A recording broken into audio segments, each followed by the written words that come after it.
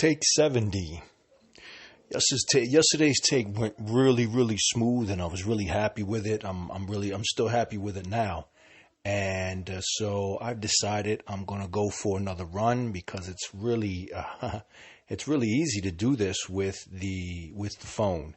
Having said that, however, I do have to apologize to those Steamians that are used to perhaps a different type of quality in their post.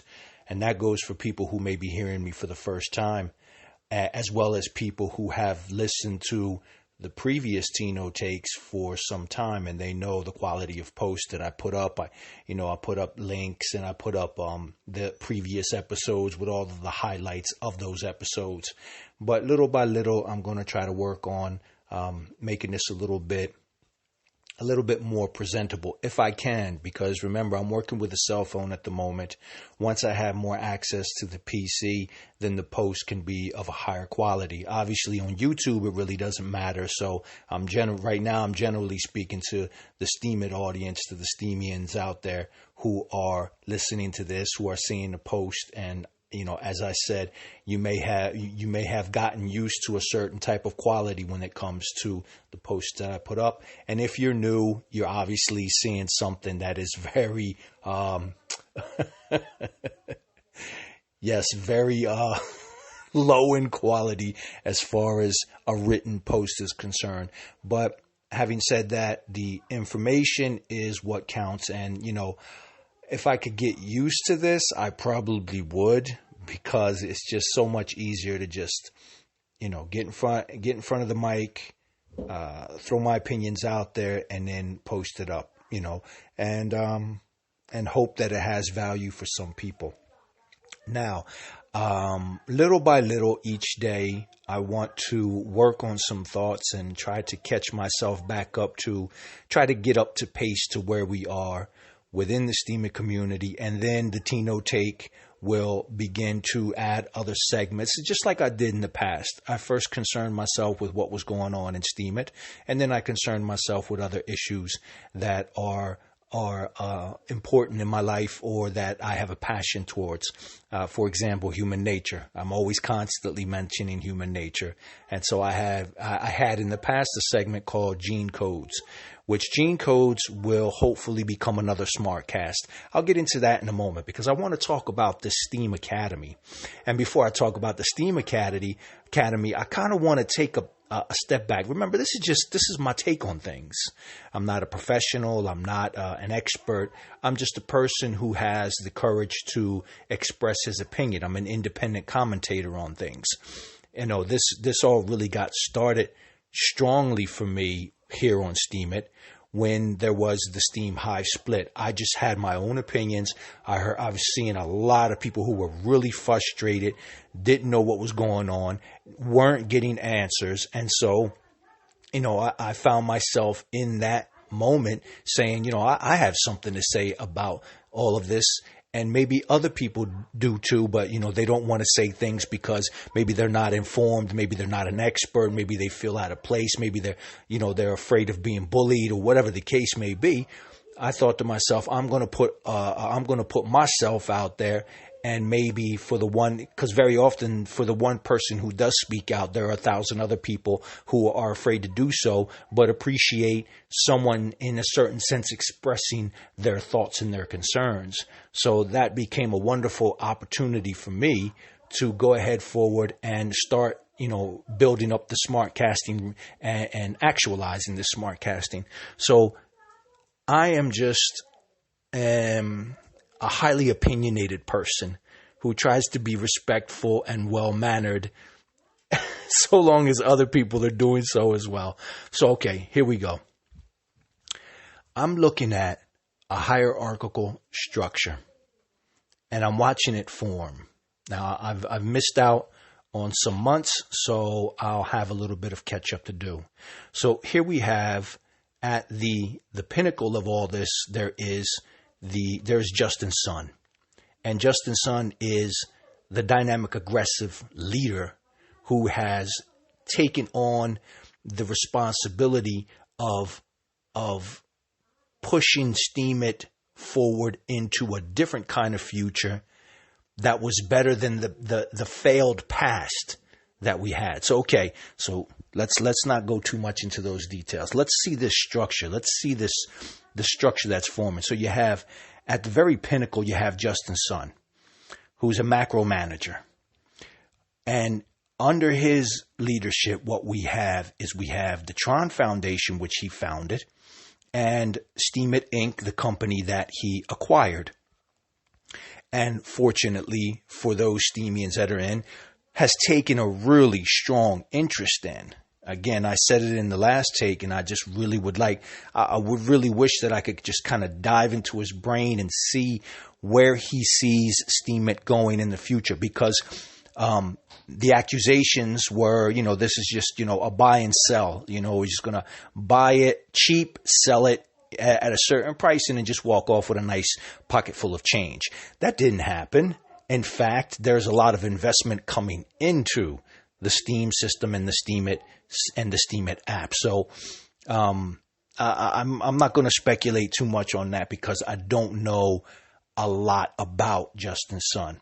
So here we have this figurehead. Here we have these two entities. I don't know if he owns other things or if he's involved in other things, but I can talk about these two things: the Tron Foundation and Steemit Inc., the company. Now, I'm not going to talk about the Tron Foundation because I'm not highly informed in that. I know the Tron blockchain.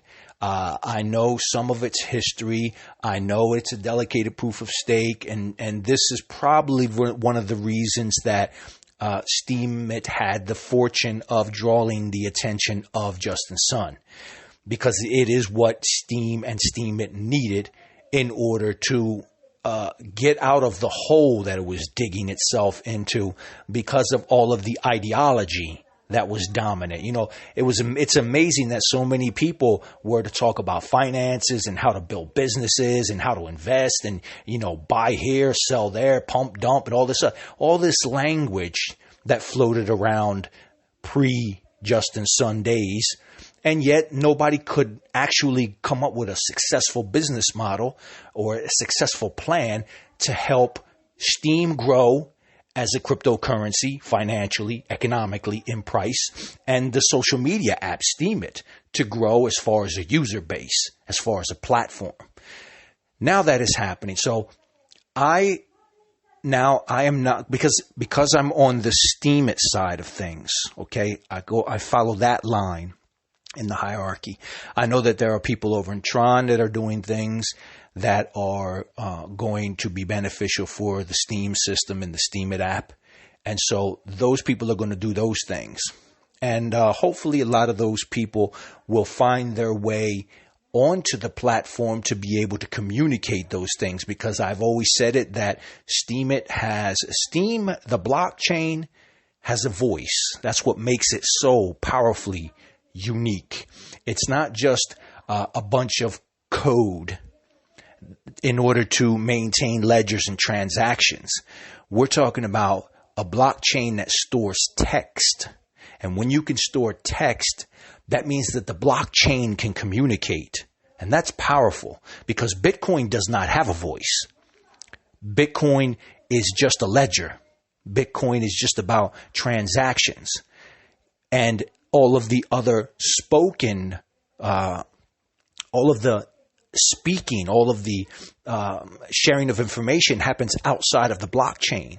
Here we have a blockchain, Steem, that can speak, that can store information, that can aggregate information, real information, not just code and not just a ledger with entries of who sent what, where, and who paid for what. This is a very unique system because it is a blockchain that has a communication system. So that communication system is the Steemit app. Now, the Steemit Inc. is a company.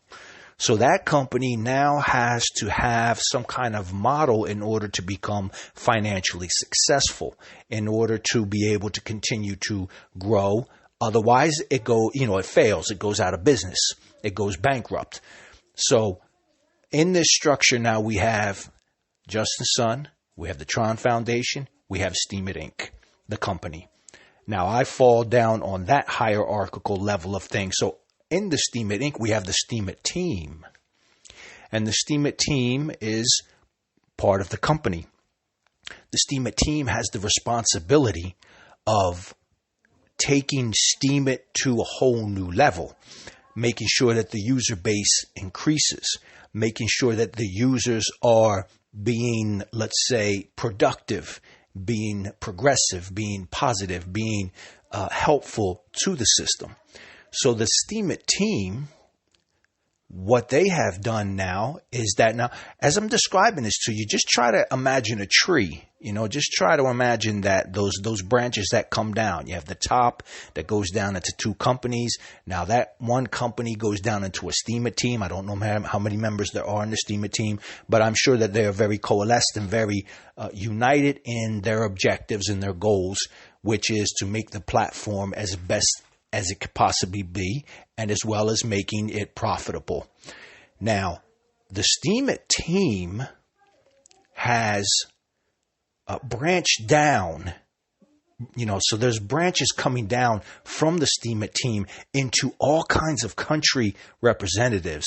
That was a genius move. That was absolutely, just think about the scale of that. Country representatives means that you have your ear to the entire world, because I've seen the list, and we're talking about Asia, Africa, South America, North America, Europe. This is an amazing network. Now, the reason why I'm bringing this up is because now I'm kind of contemplating and thinking about this Steemit Academy, and I had a look at, again, really interesting subjects. Just the idea itself takes it to a whole nother level as well.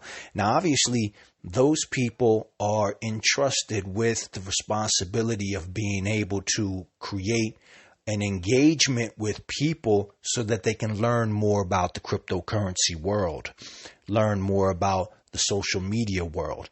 This is all beneficial to the company.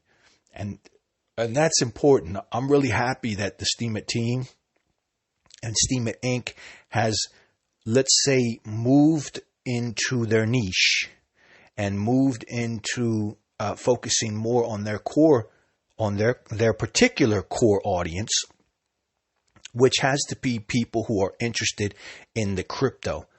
Now, why do I believe that is important? Because the vast majority of people who are going to be drawn for the moment to Steemit, the app, the platform, the social media platform, are people who are already enjoying or are curious about the cryptocurrency world. Now, that's going to exclude a lot of people because this is not your average social media app. We have some complicated keys that we have to protect. We have voting power. We have all kinds of things that people who are not really looking to get involved with an engaging app, with an engaging platform like Steemit. The first people that are going to come in are people who are already familiar with the cryptocurrency world, who know what a wallet is. And so a lot of the cryptocurrency community is finding Steemit ever more appealing, especially when you see the price doing well, Steem dollars doing well, the Steem token is doing well. And, just the idea that people think, wow, I can go onto a social media platform and earn some crypto, that's going to bring people in. It's probably one of the wrong reasons, because then, as I said in the past, the retention problem had a lot to do with people just kind of coming in looking for free tokens. When they realize that it's not all that easy, they just kind of leave. So the way having this academy now, I think, caters to those cryptocurrency enthusiasts who want to participate in the system, stay in the system, and see how that can grow. Now, under the country representatives, of course, is the country, the nationals, the members of that country, and the members of that community. Now, A lot of those don't necessarily get into the cryptocurrency world. You have people that want to get into photography. There's people who want to get into philosophy. People who are, once we're down into this level, we're really down into the level of 50-50. That 50% are in, a 50% of the interest is grabbing some cryptocurrency, but the other 50% is the social media part of it. So the person comes in and says, wow, it's neat. It's cool that I can get crypto from this particular system. But at the same time, it's also cool that, I can, in this social media platform, share the kinds of things that I like to share, whether it be music, whether it be philosophy, whether it be art, whether it be economics, whether it be whatever it is that they're interested in. So that structure then kind of goes down under the country representatives. So now the country representatives take care of their people, keep an ear to what people are looking for in the system. And then that feedback can go back upwards to the STEAMIT team, to find out if there's something that can be done in order to onboard more people. Now, down into I'm down in that level. I'm down in that level. I'm not cut out to be a country representative. I'm certainly not part of the company.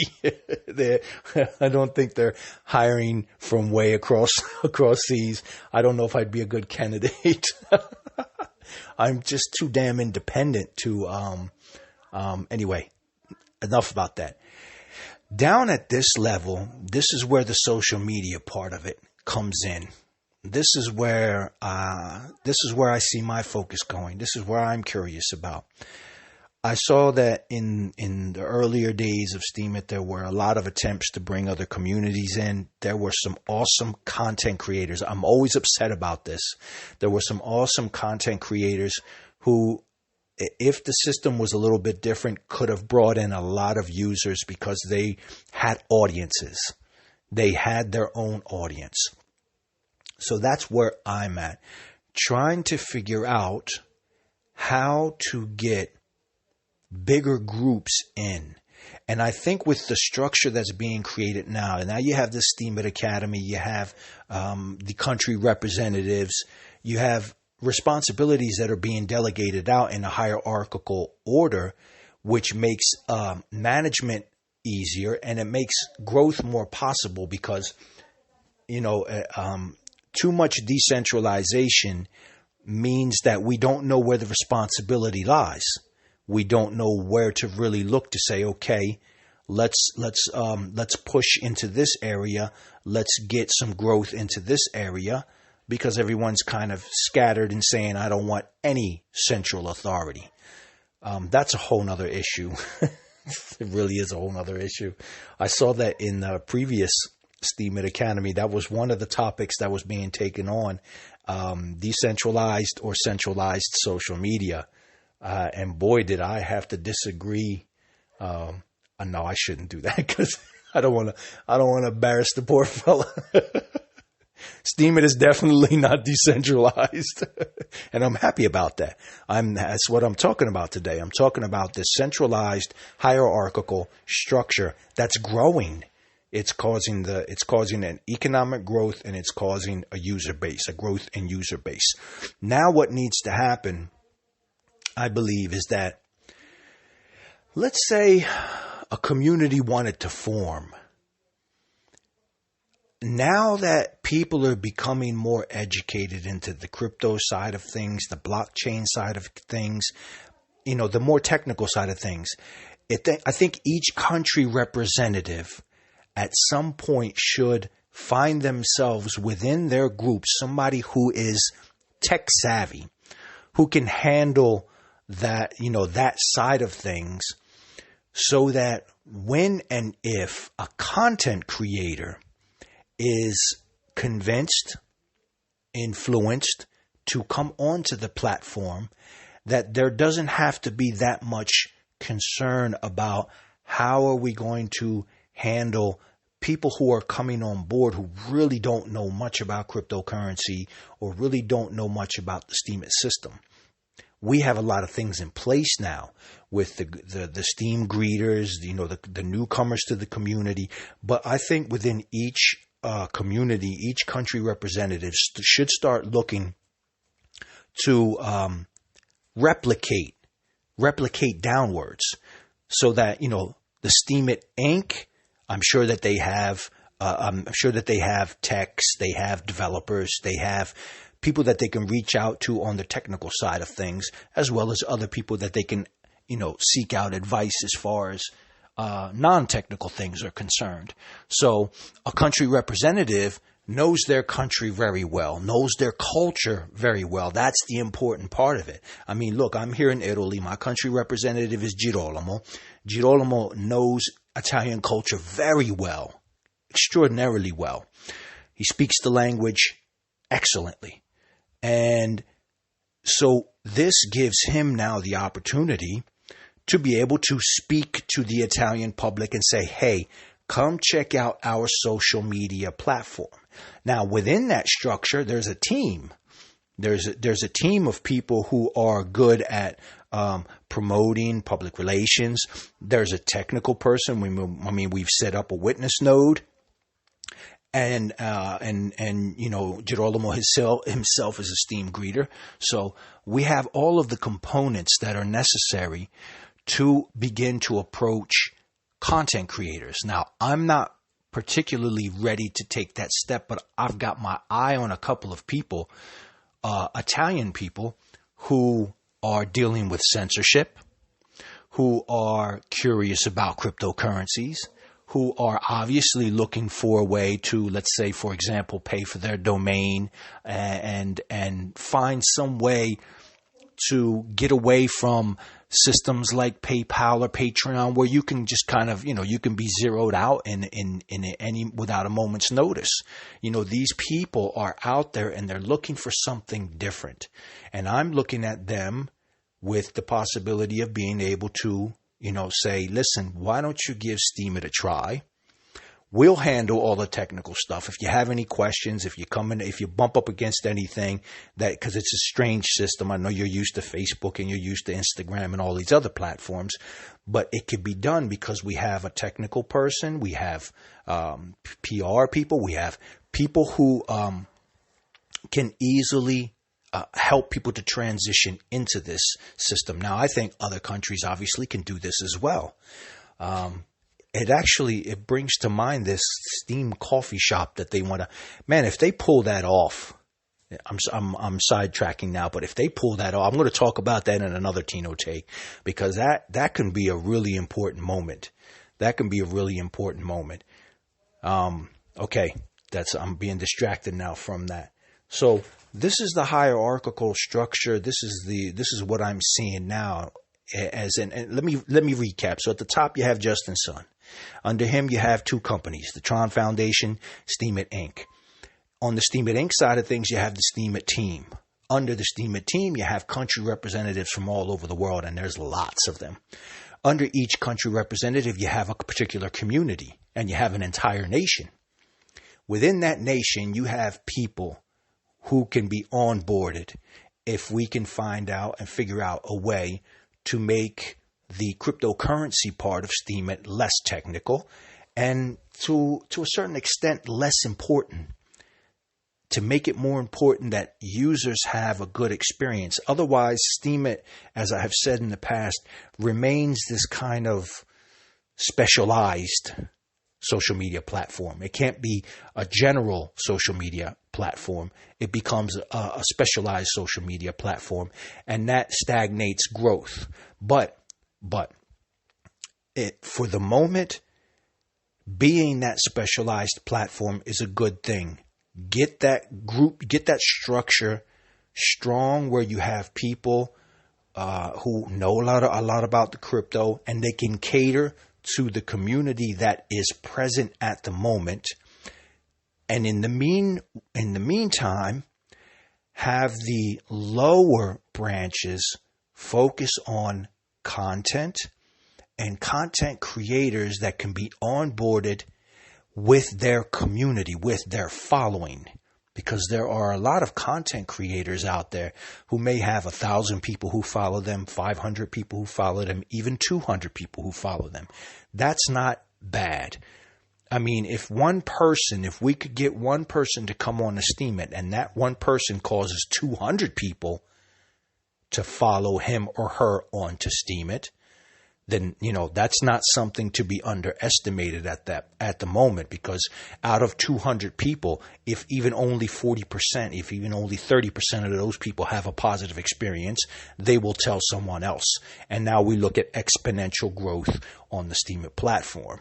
So, those are just some of my thoughts for today. I'm reading things a little bit at a time, and as I do, I'm going to have a certain take on that. And, and I want to keep these SmartCasts going to the point where, I can be kind of regular about it. That way, if something breaks, then, I can, in no time, have a take done, get it published, get it out there, and see what people's responses are. I still haven't developed an audience that really interacts. People don't leave comments, but I don't mind. The Steemit team left me a comment. I was happy about that. And so I'm going to cut it for here. Again, I'm working on some other SmartCasts, and I'm working on what I've talked about in this SmartCast, and hopefully a community that deals with human nature, to test it and see if I can bring people in that are interested in that topic and see how it can be handled as far as introducing to people who have no idea what cryptocurrency is all about. If there's a way to introduce an audience like that and keep them and bring them on and keep them onto the platform. Okay, listen, as always, I appreciate everyone who takes the time to listen. We will see each other on the next take.